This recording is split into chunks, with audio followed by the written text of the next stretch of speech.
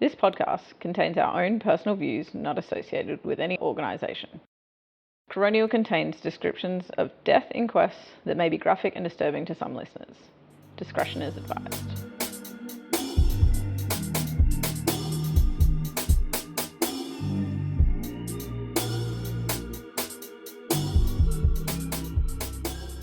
Welcome back to Coronial. I'm Georgie. I'm Emma. And I'm Alice. And today I'm going to be discussing the death of Michael Wilson, who died on the 24th of December 2011. Oh, it's a Christmas one! It is a Christmas one. He was a 42-year-old gentleman at the time of his death, a beloved husband, father, and colleague. So really bad time of year for this to happen. So I got to tell you a little bit of another story to set the scene. On this day, on the 24th of December, two men set off canyoning at the Bridal Veil Falls, 150 kilometres southwest of Sydney. Did you say cannoning? Canyoning. Canyoning. Canyoning, okay. Canyoning. So is that Like, like what's cannoning? Canyoning. cave diving but without the diving? So it's just caving? From what I can tell, canyoning is essentially just where there's cliffs and waterfalls and a canyon. They go explore, including with ropes and... Right, okay, so a little bit of bushwalking, bit of abseiling. So it's like reverse hiking.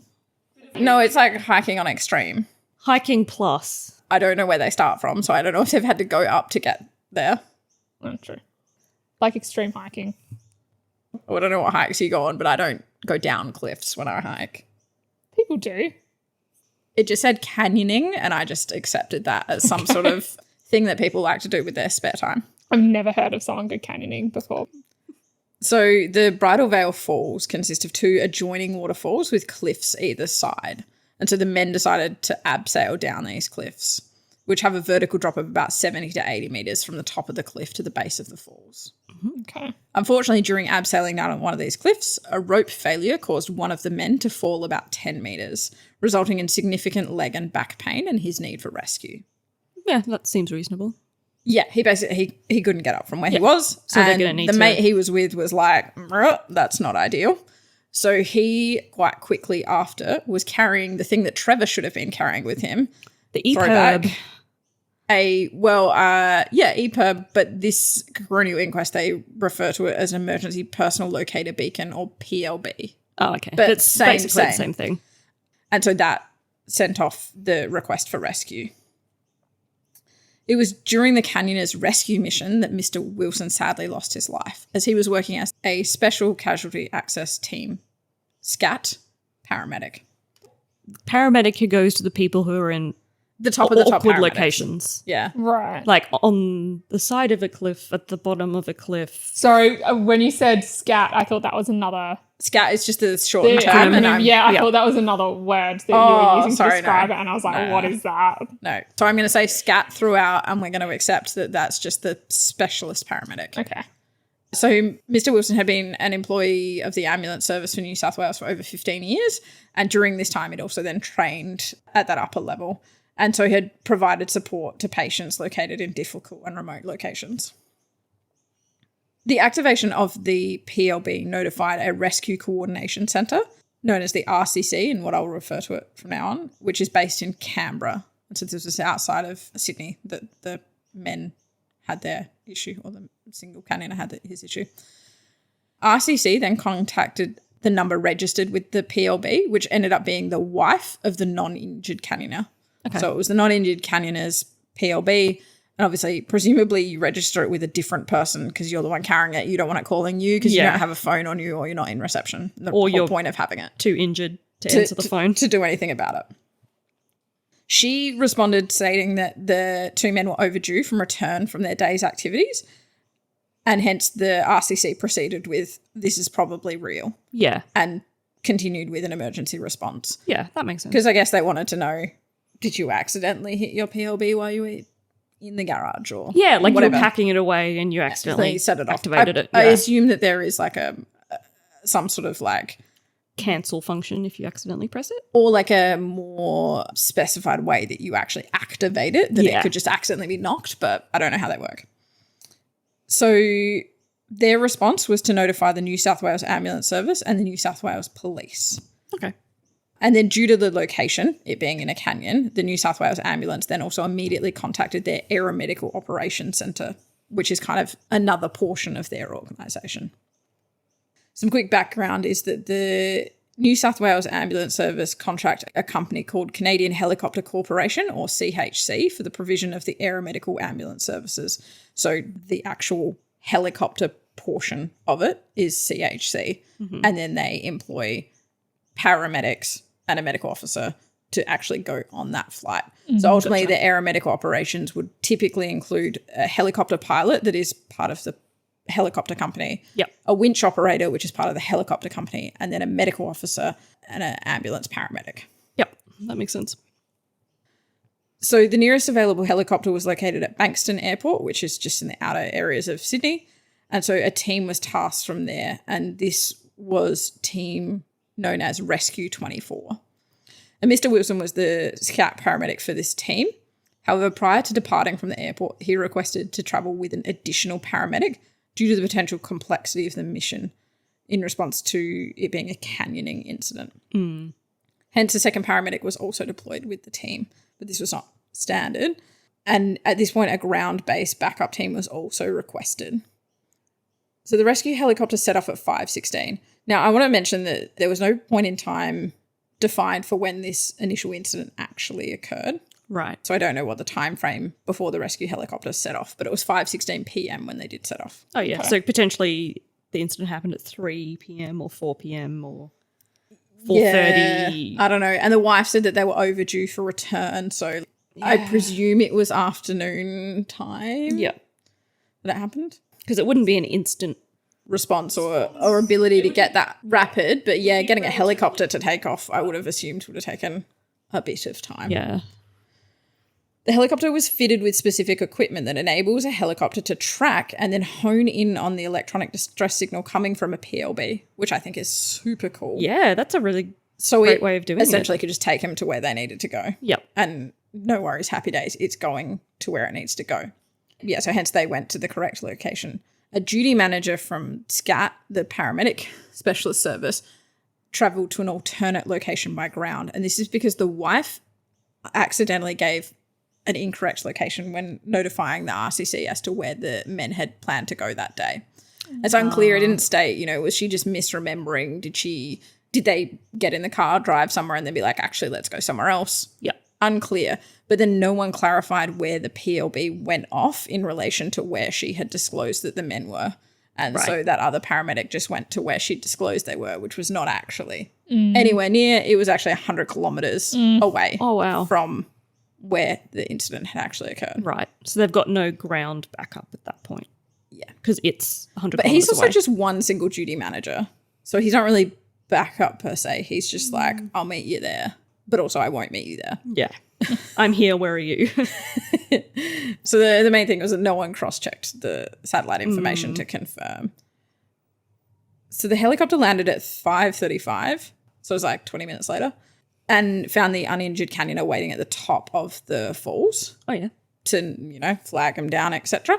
And then at that point they noted the injured man was lying face down on a ledge about 10 to 15 metres above the base of the falls. So we're looking at 65 to 70 metres below the top.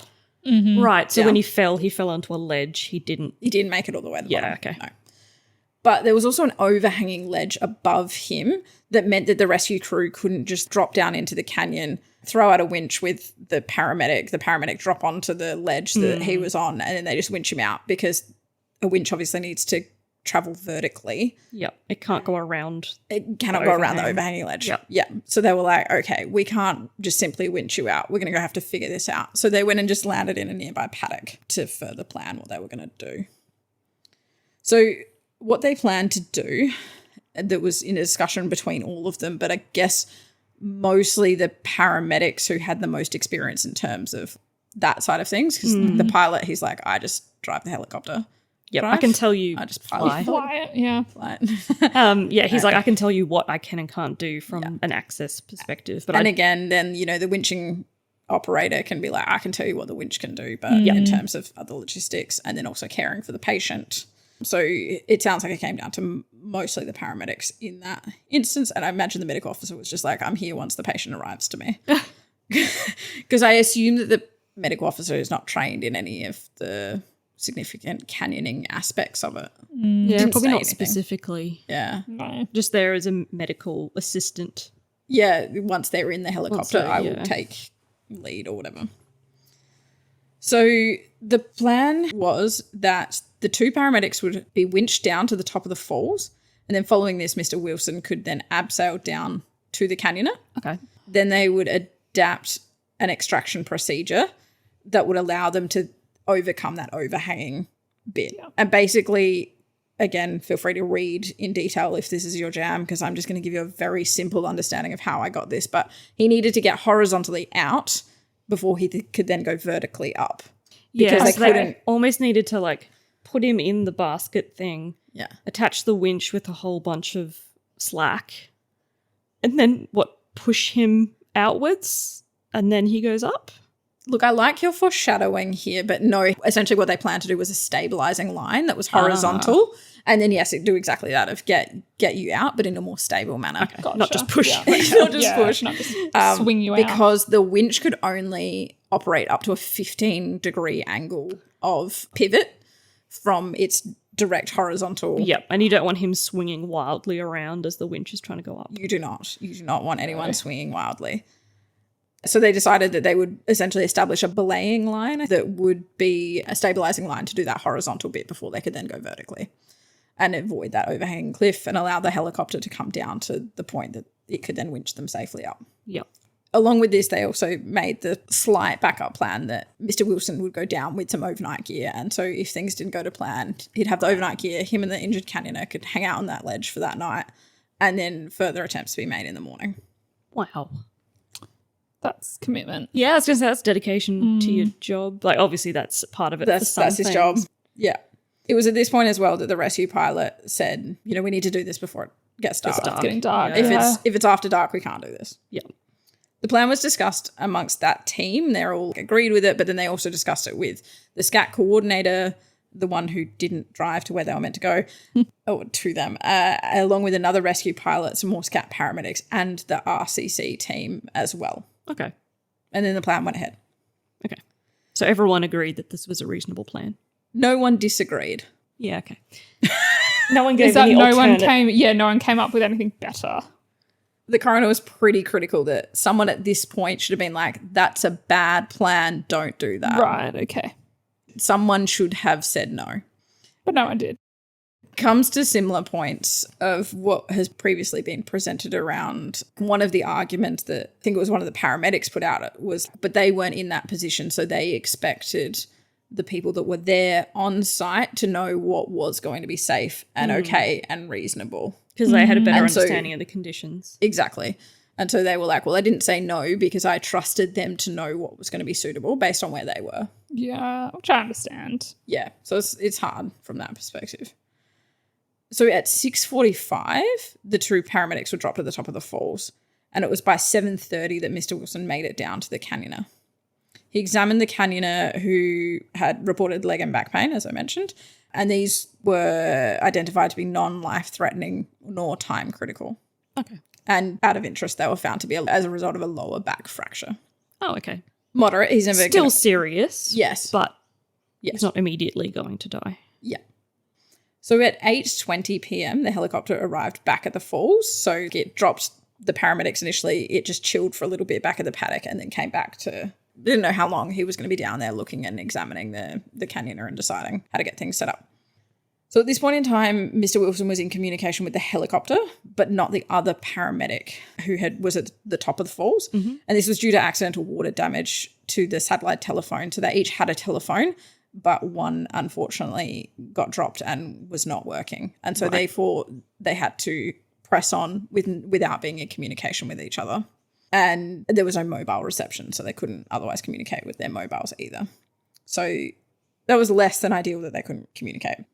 Part of this plan that I didn't mention, though, was the way that, because I said he had to go horizontally before he could go vertically, the way to get that vertical winch from the helicopter down to where Mr. Wilson was, again, because of that overhanging ledge, what they actually did was feed it to the top paramedic, and then that top paramedic already had a line connecting him to Mr. Wilson down on the ledge. So the top paramedic connected the winch to that line, then it went back to where the helicopter was, And then Mr. Wilson was able to haul it in with the rope that he had because it was attached.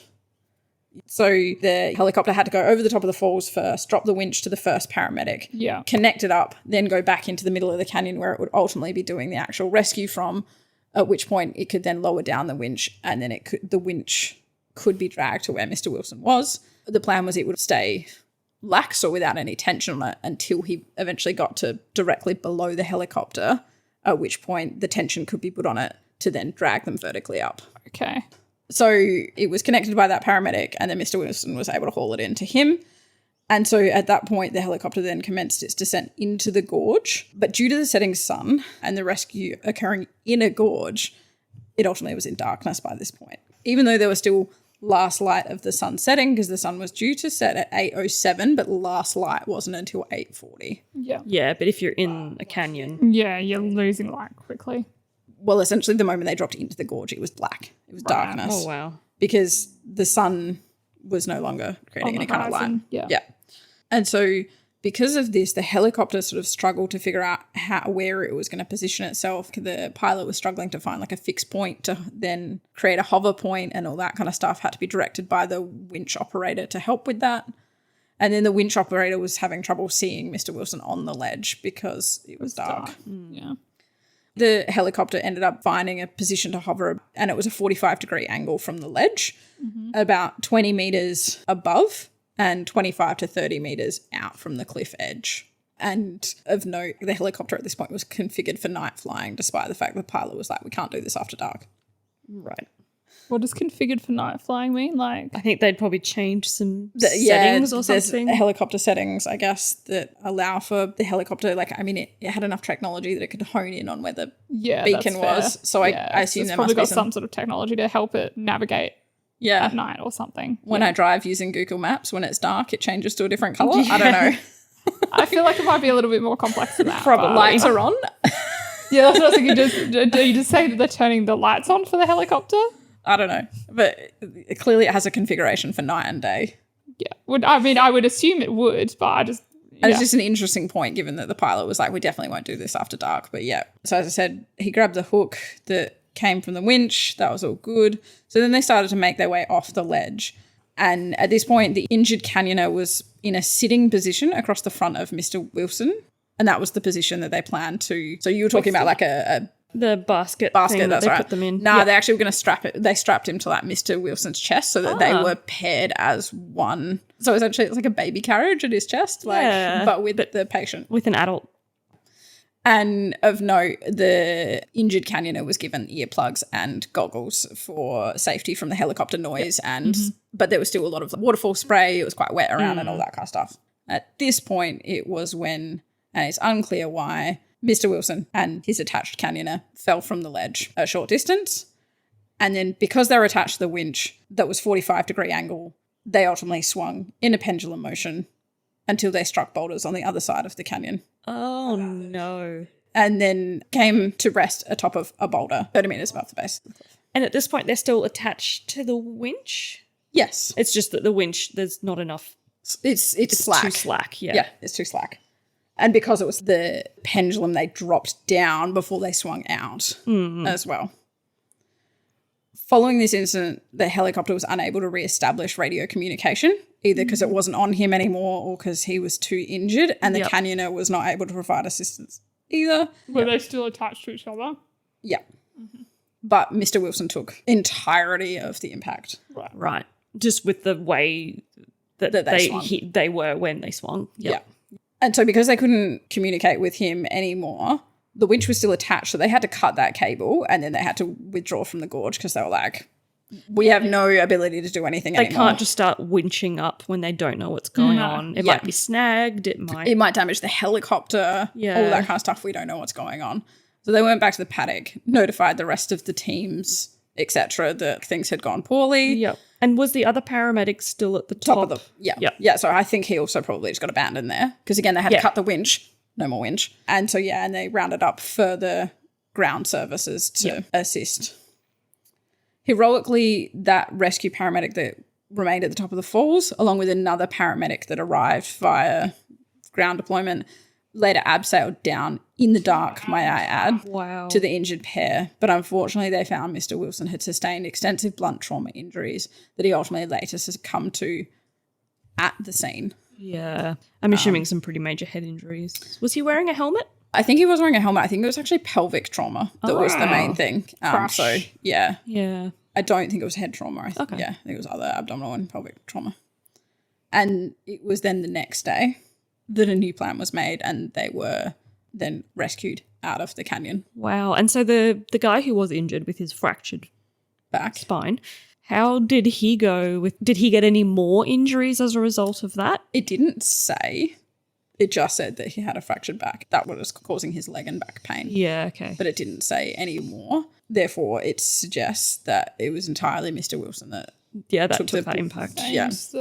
It would have been very interesting, the paramedics then, like, unstrapping the injured fella From the other from injured person. their- Well, I don't know whether he could have done that himself because he would have been sitting there with Mr. Wilson for a while before the new paramedics were able to abseil down. Or before further Yeah, who paramedics were able to knows? sail down. Yeah, he may have been able May to. have been able to, but he was also Yeah. injured himself. Yeah. And probably in shock. Yeah, that's terrifying. I mean, the whole Yeah. situation is really stressful, let alone you're then. He then fell further. Yeah. Like he's already fallen once today. Yep. So then he falls a second time, and someone Yeah. he knows that the person who's there to rescue him is injured. And the Yeah, person, quite badly. Oh, Yeah. and that must, you must feel terrible being like, this person came to rescue me Yeah. Exactly. and has now died. Yeah. Yeah. It just sounds so horrible. And it's Christmas Eve. And it's Christmas Eve. Presumably, yeah, they winched Mr. Wilson out at the same time. And it didn't state, like, maybe it was much easier from that location in terms of there wasn't an overhanging ledge. It by that probably point. was, yeah. Yeah. Because if he's just on a boulder on the other side of the canyon, Yeah. It was also daylight, though. So, Yeah. also. That helps. easier to assess. And 4 people down there now. 3. Two of, well, yeah, One's deceased. 2 uninjured people. Yeah. So detailed investigations were completed by the Australian Transport Safety Bureau, who produced a transport safety assessment. The CHC also did one, and the New South Wales Ambulance Service. And so this inquest had like a 10-page document that was like what the New South Wales Ambulance Service had done as a result of this as well, which was not a super exciting read. So the principal issues investigated by the coroner included the coordination of the arrangements for this instance and if they're in accordance with the national search and rescue response arrangements in force at the time, if the rescue response was in accordance with safe operation procedures of the New South Wales Ambulance Service and the CHC helicopters, and how Mr. Wilson fell from the ledge. So the coordination of the rescue, 2 rescue manuals designed to promote rapid and safe search and rescue responses in circumstances such as what happened on this day, and they call for coordination between Commonwealth and state authorities. Because RCC, the initial PLB place in Canberra, was a Commonwealth authority Gotcha. versus the other 2 were state authorities. So Rescue 24 ended up being the sole response deployed to the falls, despite the operation extending over a period of 3.5 hours before Mr. Wilson suffered his fatal injuries. And so that was a part that the coroner was pretty critical about. So it was 1 helicopter and that was it that was deployed on that day. So RCC were also the only authority responsible for coordinating this rescue up until Mr. Wilson had his accident, at which point the New South Wales Police took over. And again, the coroner was kind of quite critical, being like, well, don't police coordinate search and rescue Yeah. events generally? Yeah. Isn't that something that they're well known to do and might have some expertise in? Yeah, well trained to do as well. Yeah. And so why it wasn't sort of like handed over or coordinated better with them along the way was quite a concern. Was this like a national park, or I think so. like were there any like park rangers? I don't know about that, actually. Anything, It didn't go into like anything any like people that. who were more knowledgeable about the area? Nah, not anyone involved about that. But it didn't necessarily mention if there were any park rangers or anything available. But also they didn't know where they were going because, True. Yeah. But maybe the park ranger could have helped them with that. yeah. So the RCC saw that its coordinating role was just to get the aeromedical response alone and then just notify the other 2 people. And then after that, they were like, yeah, we're just coordinating the helicopter. That's all we're doing. And it was their understanding that the New South Wales Ambulance Service would send a ground-based response and that would be New South Wales Ambulance's responsibility, and that the New South Wales Police would deal with their search and rescue side of it as well. By contrast to the RCC, the police sergeant reported he understood his role was to provide police assistance with coordination of the helicopter landing only, and so that they had not established any kind of search and rescue assistance or what was known as a vertical rescue asset, which I assume means people who abseil. Yeah, sounds like people who are able to help in that respect. But I was like, that is a term I guess you could use. Yeah. Why do they have to make things so complicated with their terminology anyway? Yeah. And so the police sergeant was waiting for the RCC to tell him if they wanted a search and rescue team specifically. Right. And so hence nothing was deployed from their side. Versus the SCAT coordinator for New South Wales Ambulance Service, who I add was not experienced in aeromedical emergency missions himself, also initially felt that just a helicopter and the 2 paramedics was sufficient, and so hence didn't feel the need to send out ground response. Following further communication from Rescue 24, only after they initially landed at that paddock, did that SCAT coordinator then accept, okay, ground response should also happen, but then never communicated that to Rescue 24. So they were never aware that any kind of ground response was ever happening. Right. And so that may have added to the pressures for them that they were like, well, no one's coming to help us, so let's just get this done. We're the only ones here, so we've got to get it done. Yeah, and I wonder if that had any impact on we've got to do it tonight before it gets dark. Yep. So the coroner found that there was a lack of effective communication between the 3 involved organisations, and that had other rescue specialists been on the ground, that the plan would have probably been different. Additionally, the coroner felt that they should have handed over to the police sooner, the RCC, as this would have likely resulted in a more coordinated rescue effort. Hence, the coroner recommended in the future early handover by the RCC of coordination of PLB activation responses to the New South Wales Police, following that initial investigation step that they would do, so that coordinated land-based rescue efforts could occur. And this had already essentially been formalised at the point that the coronial inquest was released, with the coroner stating that there was a memorandum of understanding that had been established between these 3 organisations. Okay. Additionally, the New South Wales Ambulance Service now mandated an immediate ground-based response when rescue helicopters are tasked to undertake beacon activation responses, as well as rescue missions in similar circumstances that are liable to involve difficult helicopter access, such as canyon responses in the future as well. Okay, so the plan and the rescue response, as I mentioned, it was discussed with both the team that were on site, but a number, and that ultimately the coroner was like, someone should have said no. Mm-hmm. And that those that were at the inquest defended not doing that because they said that, well, even if we didn't think it was entirely suitable, we had to trust the people that were there. And then the coroner also stated that, there was no backup plan ever really discussed. To me, I'm like, well, there was a backup. The plan was that they would just stay on the ledge overnight. Yeah. But I think the coroner sort of meant in terms of if once he got down there, the stabilising line wasn't going to be suitable or something changed along the way, what was the plan? It was ultimately reported during the inquest that the plan devised by the crew was technically very challenging and involved significant risk. It was also determined that the stability line was inappropriate and unapproved for use during helicopter winching procedures.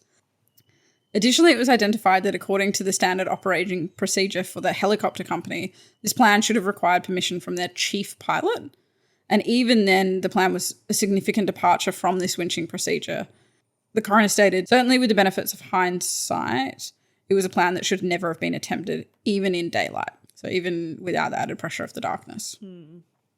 Concerns stated by the coroner that should have been discussed when developing this plan included if the canyon's condition was not critical or life-threatening, whether the plan needed to proceed, a clear plan of how Mr. Wilson was going to establish the stabilising line, including type and location of the anchor for the line, and the weight expected to be carried by the line versus the winching cable.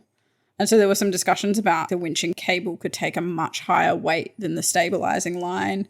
And by the time you add 2 people on it, is there a risk the stabilising line would have failed because of their combined weights? So then could you be using the winching cable to take some of that weight even if it's at that 45-degree angle, which it wasn't recognised to be suitable for. The other thing that they should have discussed was the expected distance to the canyoner the helicopter was expected to hover over, and how this would have affected those angles as well around the winch being able to work.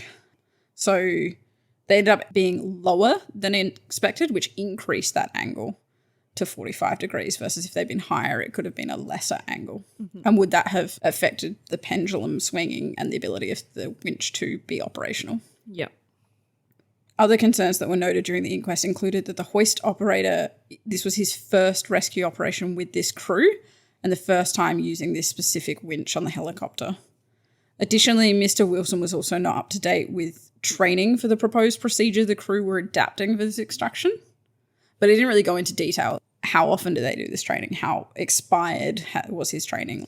How much of an effect does that actually have? Yeah, because he was already trained. He didn't need to do that extra training.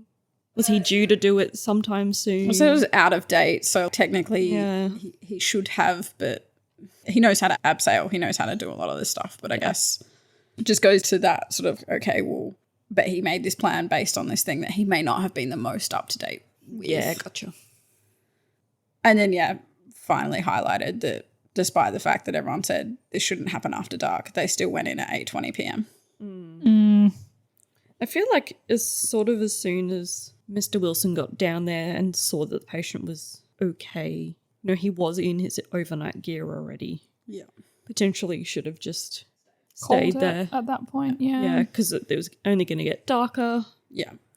But I can see why you would also want to get him out and especially at that Christmas Eve. Yeah, and as the patient as well. Yeah, can I bail, please? Yeah. And it sounded like a pretty horrible location for him to be. It was a wet ledge. Yeah. Halfway down a canyon. Doesn't sound like it was a particularly big ledge. They were getting sprayed by water. It wouldn't have been a particularly pleasant location for them to have stayed overnight. Yeah. But I imagine it was better than other alternatives, i.e. the one that happened. Yeah. So, but I guess, that's hindsight. Yeah. So the coroner recommended there be a review of the helicopter winching operations. And since the inquest, the New South Wales Ambulance has introduced annual integrated, holistic, scenario-based crew training with a dedicated SCAT training coordinator as well. So a new position created there. And then they're also in the process, or they were at the time of the inquest release, in the process of developing a helicopter winch simulator. Which that's cool. Sound fun. Yeah. Additionally, new phones were purchased for the SCAT paramedics to reduce communication issues that, as I discussed, although admittedly, if you drop it in water and it stops working. Maybe they got some more waterproof ones. Yeah, potentially some sort of case. What are the phones you get for that when you're in the middle of satellite phones? Phones, they're usually pretty hardy. Yeah, and so presumably you can get some casings for them as well because they're designed for exactly those kinds of instances where it could get wet or it could get dropped, it could get broken, etc. So yes, but they were planning to do that. And they were also trialling a new helmet system that was being developed. So as I said, there was no report of the helmet being any kind of major issue, but they did state that they were in fact developing some new helmets as well. They were also reviewing that SCAT activation officer or coordinator to ensure that they have adequate training. So as I mentioned, he himself wasn't trained in the aeromedical procedures and so assumed that an aeromedical service alone was going to be adequate without truly understanding that side of it. And then the coroner sort of said, well, maybe in your standard operating procedures as well for all of this, you should consider implementation of a pause point methodology where you can have appropriate points where you would stop and reassess whether the plan going forward is appropriate or whether you should say, actually, we're going to call it here and wait and reassess again later. Yep. Such as many steps in that where they went, okay, we can't get him from here. I mean, they went and landed in the paddock. That was one pause point, right? Yeah. They didn't start straight away and be like, well, let's figure it out while we're doing it. Yep. But yeah, there could have been points along the way. So finally, they then also went into trying to establish how he actually came off the ledge because no one could see anything. Sort of think it could be as simple as it was a wet ledge and they slipped. Pretty much one of the options that the coroner came to. He just fell. Yeah. And that happened. So, as I said, the Indian canyoner obviously was there and a witness, but had goggles on. He said that there was a lot of spray coming on, so they were essentially, he didn't see anything pretty quickly after they went on. And he also had earplugs in as well. So he couldn't really hear it much. Yeah, exactly. And whilst he technically was a witness, wasn't able to provide super much detail as to what had happened.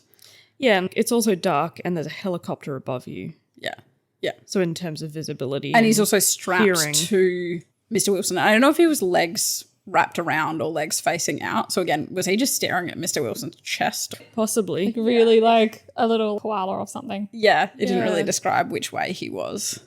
But to me, it makes logical sense that he was legs wrapped around Mr. Wilson. Yeah. And so was probably just looking at Mr. Wilson the whole time. The helicopter was in communication with Mr. Wilson. The last time they were able to communicate with him was when he said it was suitable for them to start descending for the retrieval. And following this, they weren't really able to communicate because it was too loud for him to use the radio system because they were overhead making the noise. And also, they didn't have communication between the paramedic at the top and Mr. Wilson because their phones weren't working. So the paramedic at the top couldn't communicate with anyone because he had no phone now. I don't think he would have been able to see Mr. Wilson come off the No, he would ledge have been like, either. what's going on? And so they would have cut the winch. hell. That person would have just been like, What they've is cut happening? a winch, they've not removed anyone, and the helicopter's flown away. Not a good position to be in. Yeah, at that point you'd be like, something has gone horribly wrong, but I don't know what. And has no phone signal, And then what so does can't he communicate do? with Like, what has do to they do? stand, be like, hope someone's coming back. I understand Yeah. why he abseiled down. Yeah. And there was also lots of noise, obviously, from the waterfall beside them as well. Yeah. Communication was just rough all around. So some of the possibilities of the way that he could have fallen off the ledge was just he just accidentally slipped. But the other questions that they wanted to look into was, could the weight of the winch pull him off the ledge?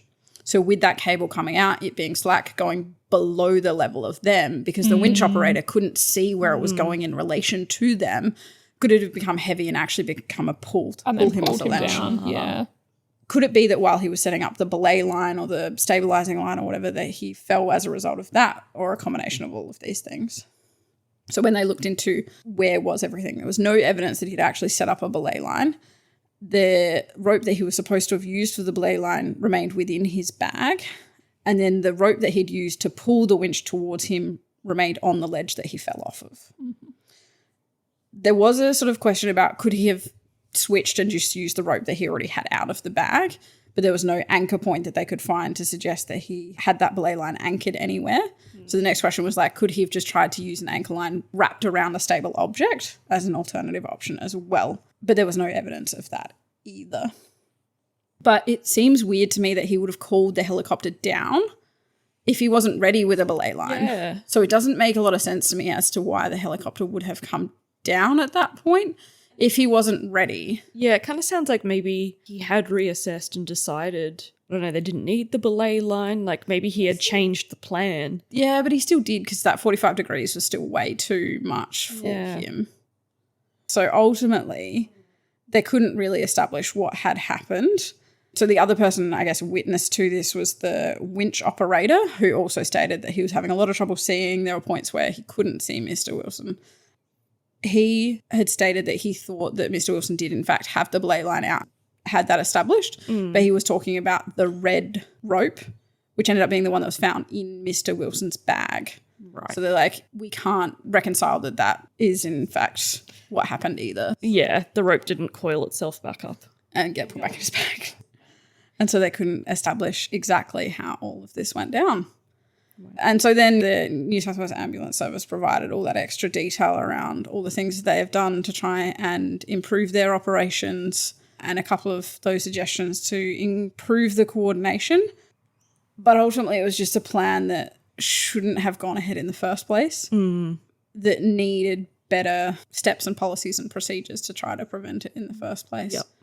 But that they were doing because, as we've said, all the pressures around 24th of December, around wanting to get him out of what was a less than ideal location to be in, and all that kind of stuff that drove them to just press on, which unfortunately meant that this accident occurred. Didn't go the way I thought it was going to. No. I like that you foreshadowed my pendulum problem. Yeah, it turns out that was the wrong idea. Yeah. No, do not do that. That was the wrong solution. Wrong solution, because it's a canyon, so there's stuff on the other side that they could crash into. No one go canyoning. I really was not. I didn't know it was a thing until now. I to be like honest. abseiling, but yeah, stuff like this where I'm like, the rope failed. It sounds like the canyoner was doing the right things. You know, you can go abseiling in places where people abseil there all the time, and so everything's still set up, if that makes sense. Whereas these guys would be having to set up their own they're doing all equipment. of their own stuff along the way. And it's in a remote location that's difficult to access, etc. It's not super remote. It's only an hour and a half out of Sydney. But yes, it's not somewhere that's easily accessible. And it's kind of interesting, I guess, because would this have happened if they didn't have the emergency beacon? They would have had to have relied on the uninjured canyoner getting out of there and going to get help, by which point it probably would have been dark. Yeah. So they never would have attempted an air-based rescue. Well, I think there would have been more of a, if it's safe for us to abseil down in the dark, we'll get down there and then we'll assess. And we'll assess, Because we don't know how we're going to winch otherwise, because we can't see anything to know how safe it's going to be. And so I would assume no winching plan would have been made in the first place because they wouldn't have known where he was located. Exactly. I guess you can... I mean, the canyoner would then bring them back, but you wouldn't necessarily be able to figure that out from the air. Well, you might be able to bring the helicopter with like some sort of really big spotlight or whatever. But again, I still assume it was after dark, and so the pilot would have been like, no. Yeah, not so happening. they just wouldn't have even got in the helicopter. They would have gone ground. So you're saying actually having the emergency beacon was a negative in this instance? Possibly. Who knows? It's always a what if. Well, that's the thing as well. They're talking about needing more ground-based cover and more people on scene and all that kind of stuff. Would that have changed? But I think the argument is just it would have changed because there would have been more voices being like, are we sure this is a good idea? And maybe some different ideas from people who had, like, because clearly this paramedic had the experience. Yeah. So he had an idea, and there was no one else who had the same level of experience to suggest a different idea. Yeah.